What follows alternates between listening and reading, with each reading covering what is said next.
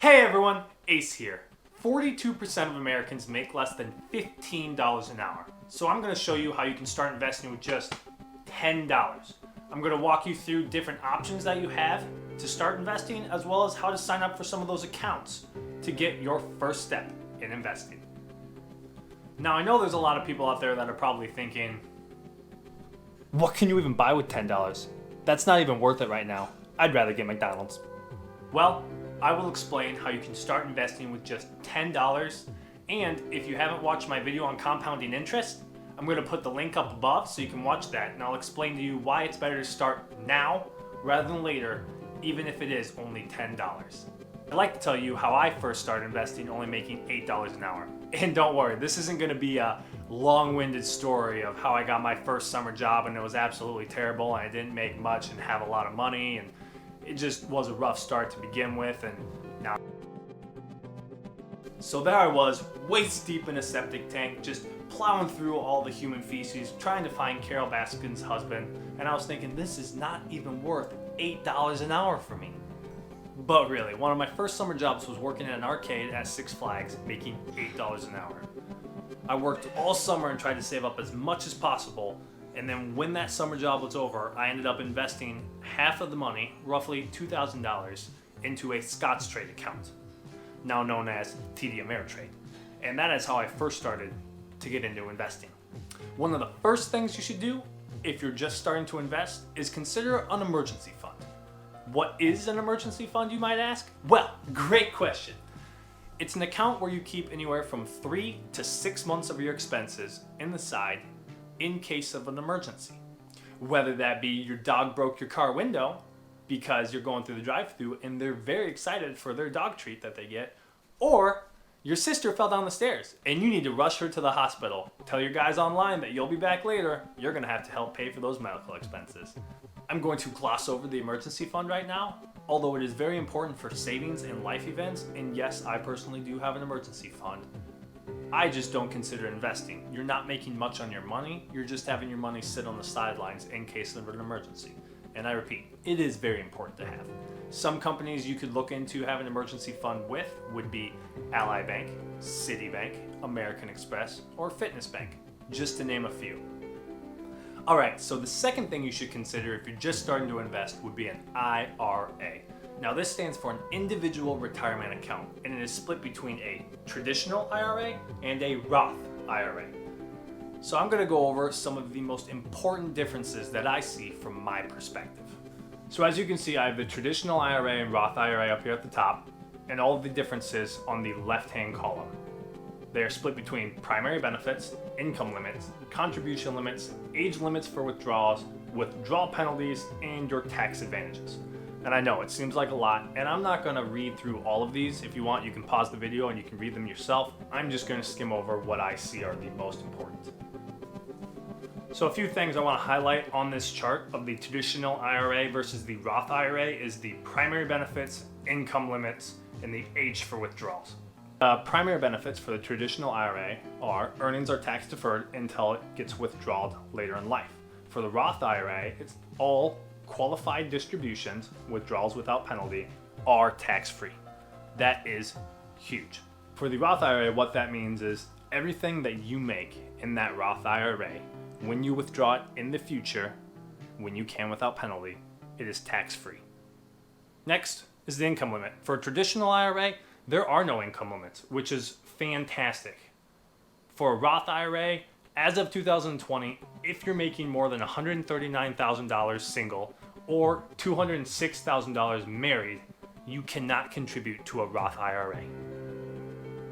And the last thing I want to point out is the age limit for withdrawals. You must start withdrawing your money at the age of 70 and a half if you have a traditional IRA, but in a Roth IRA, your money can sit there and grow continuously until death. Setting up a traditional or Roth IRA is very simple, and I'm going to walk you through how to do it right now. Now I'm going to walk you through how to open a Roth IRA or traditional IRA through Fidelity.com. The first thing you need to do is up in the search bar, type Fidelity.com or into Google and get to their homepage. Once you get to their home or landing page, it'll look like this. The very first thing you're going to need to do is navigate to the top of the website and click on Open an Account. Once that loads, you'll have many different accounts to choose from. As you'll see, rollover IRA, traditional IRA, Roth IRA, brokerage account, all the way down to a 529 account. What we're going to do for this example is open a Roth IRA. So you're going to click on that button and you're going to get the question, open a Roth IRA. Are you a Fidelity customer? Yes or no? I currently am a Fidelity customer, but for this example, I will just say no. And then I'm going to fill in my name and email address. So my name is Ace McCarty and my email address. Then you'll click next. Once the page loads, you'll need to fill out all of your personal information, your name, social security number, birth date, etc. Once you fill all of that out and you hit the bottom of the page, click next.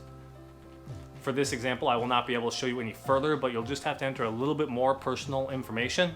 And make sure you have your driver's license on you, because you'll most likely need to submit a picture of it to verify you are who you say you are.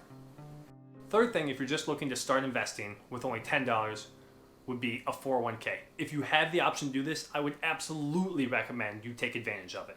But if you're in the 42% of Americans who make $15 or less an hour, you most likely don't have an option of a 401k. Now, a 401k is an employee-sponsored retirement plan where they take the money out of your paycheck, tax-free, and put it into a retirement account. And if you're lucky, some employers even match a percentage of your contribution. The most you can put into your 401k is $19,500 per year. And if you have the ability to do this, I highly recommend you do it. It's not easy to do, but it is absolutely worth doing. Here's a snip of what a 401k looks like if you're curious. I know I didn't go into great detail about the 401k, but the truth is the majority of Americans don't even have an option to an employee-sponsored 401k. And if you're just getting your feet wet investing and want to start with $10, this next option would be one of the better choices for you, and that is an individual brokerage account. What is an individual brokerage account? Well, when we ask Google, it is a brokerage account that allows an individual investor who has deposited money with a licensed brokerage firm to make orders to buy and sell assets, with the firm serving as their representative for the transactions. Depending on the brokerage, you can create an online account over the phone or in person. There are a plethora of options to start an individual brokerage account with. To name a few, there's Fidelity, Vanguard, Charles Schwab, Robinhood, T. Rowe Price, Merrill Lynch, Webull, etc. And I'm going to walk you through how to sign up for an individual brokerage account and how to start making your first trade. And in this example, we're going to be using Webull and Robinhood. The first thing I'm going to do is type in Webull on Google. And the first thing that will pop up is their ad. And I'm going to click the second link here, Webull.com. And that's going to take me to their homepage.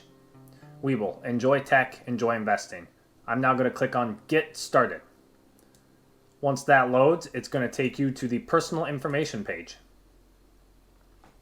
So just like in the Roth IRA example, you're going to want to fill out everything in this personal information page. Once you've done that, click Next at the bottom. The next page will be your employment information. So I'm going to put I'm employed, the nature of my business, I'm just going to put other, and then I will type in the employer name. They will not let you continue if you say you are employed but do not list your employer name. Once all that is filled out, click continue. The next is going to be your investment information. So you're just going to answer all the questions that are on the screen, and if you don't know or have any questions, leave me a comment down below and I can try to help. If not, ask Google. Google is your best friend. When you get to the bottom, click continue. The last step is to verify your identity. The identification type I am going to choose will be my driver's license. I will put my driver's license ID number in there, and then I'm going to upload a picture of my driver's license. Once I have all that in, I will click continue, and it will ask me to then verify my email address and submit my application. I will click submit, and boom, congratulations, application is done. It is that easy. We are now going to switch over to the platform Robinhood, which I also use for investing, and I'm going to show you how to make your first trade or purchase your first stock. So go to Robinhood.com and you're going to get to their homepage here. If you do not have a Robinhood account, use one of my referral links in the description below and sign up for one. Filling out the application is going to be almost exactly like the previous example I just showed you. So for this instance, to purchase our first stock, we're going to go to login. This is what the landing page of Robinhood looks like. you're going to have the search bar up top, popular links, and then a whole bunch of news information. You're going to have all of these shares you own here on the right side, and up top you're going to have your account information, cash, messages, etc. So when you deposit money into Robinhood first, it's going to show up under the account tab on the top right. You can see how much you have in there.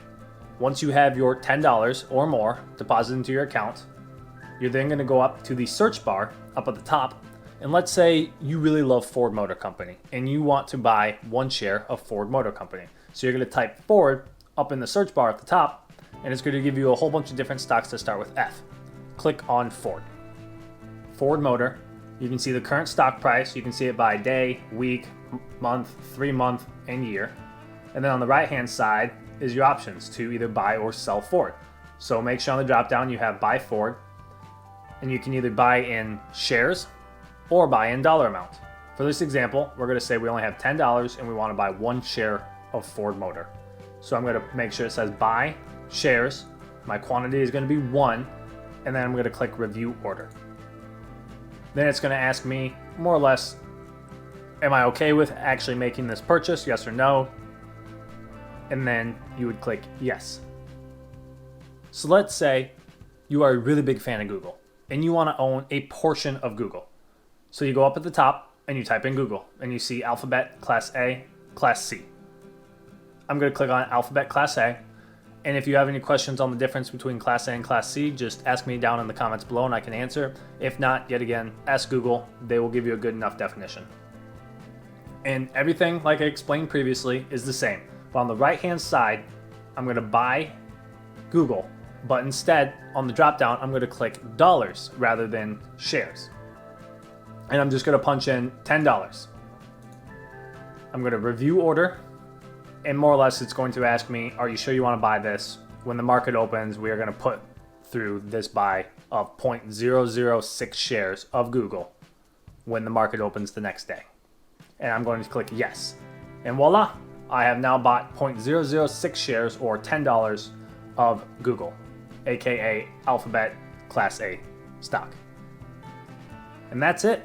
That's all it takes to get started with just $10. It's extremely simple. The longest part is that you have to open your account with one of these brokerage firms. If you sign up for an individual brokerage account, I'm going to leave 2 links in the description down below. One is going to be a link to Robinhood, where you get 1 free stock when you sign up. And the second is a link to Webull, where you get 2 free stocks when you sign up. One when your account is opened and verified, and second when you deposit $100. If you liked this video or it helped you at all, just tap that thumbs up button for me and subscribe below for more content. Also, leave me a comment down below if you have any questions on anything I covered, or give me a suggestion of a video that I should do next. Thank you.